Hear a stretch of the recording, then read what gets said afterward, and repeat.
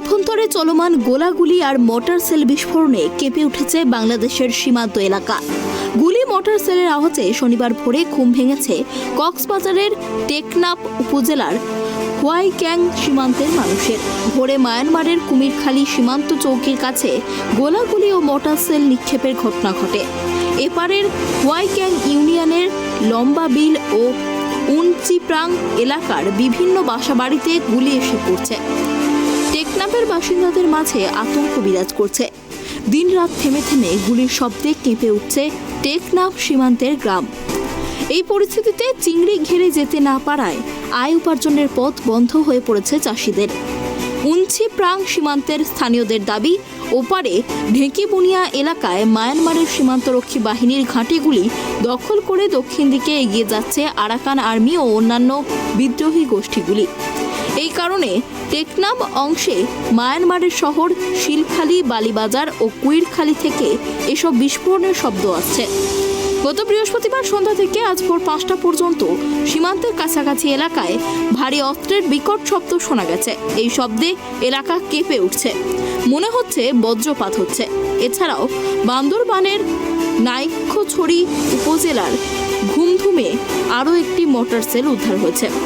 শুক্রবার দুপুরে ঘুমধুম ইউনিয়নের 1 নম্বর ওয়ার্ড তমব্রু পশ্চিমকুল এলাকা থেকে এটি উদ্ধার হয়। শনিবার বান্দরবানের নাইক্ষ্যংছড়ি তুমব্রু বিওপি সেতুতে একটি মোটর সেল উদ্ধার করা হয়। এ নিয়ে গত 3 দিনে 3টি অবিস্ফোরিত মোটর সেল উদ্ধার করা হয়েছে।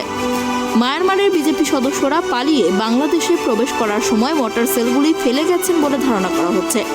এসব তথ্য নিশ্চিত করেছেন নাইক্ষ্যংছড়ি থানার ভারপ্রাপ্ত কর্মকর্তা আব্দুল মান্নান।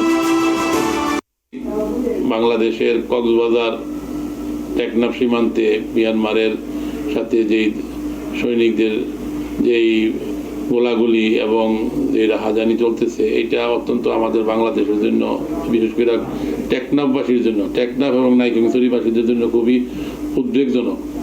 এখন বার্মার আভ্যন্তরীণ কোন্দলে বার্মার যে বাহিনী আছে, তাদের আরাকান বাহিনীর সাথে সরকারি বাহিনীর যে যুদ্ধ, সেই যুদ্ধতে অনেক সৈন্য তাদের হতাহত, সরকারি সৈন্য হতাহত হওয়ার পরে তাদের বর্ডার গার্ড যে বিজেপি আছে, সেই বিজেপির সৈন্যরা এবং অনেক কতিপয় অফিসার এবং নাগরিকও বাংলাদেশে প্রত্যাবর্তন করছে। আজকে পর্যন্ত খবর 300 এই পর্যন্ত তারা বাংলাদেশে রিসিভ করেছে।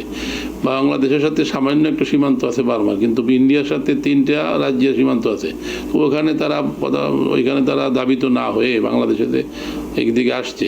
এদিকে বাংলাদেশের সাধারণ জনগণের, বিশেষ করে টেকনাফ এবং নাইক্ষ্যংছড়ি বান্দরবান জেলার, সেটা এদের জন্য এই জনগণগুলা এখন বিভিন্ন মোটর সেল, অস্ত্রবাজি এবং আর অন্যান্য কারণে তারা এলাকা ছাড়া হয়ে গেছে। এমনিই রোহিঙ্গাদের চাপে ওই এলাকার জনগণ তাদের জমি জমা সব হারিয়ে তারা এখন দিশেহারা। উল্লেখ্য, মায়ানমারের অভ্যন্তরে চলমান সংঘর্ষের জেরে এখনো পর্যন্ত দেশটির সীমান্তরক্ষী বাহিনী, মায়ানমার সেনাবাহিনী, পুলিশ, ইমিগ্রেশন সদস্য ও অন্যান্য সংস্থার 3 শতাধিক সদস্য বাংলাদেশে প্রবেশ করেছেন। বর্ডার গার্ড বাংলাদেশ তাদের সম্পূর্ণ নিরস্ত্রীকরণ করে নিরাপদ আশ্রয় দিয়েছে এবং আহতদের চিকিৎসা পরিষেবা দিচ্ছে। ঢাকা থেকে হাবিবুর রহমানের রিপোর্ট, ট্রাইব টিভি বাংলা।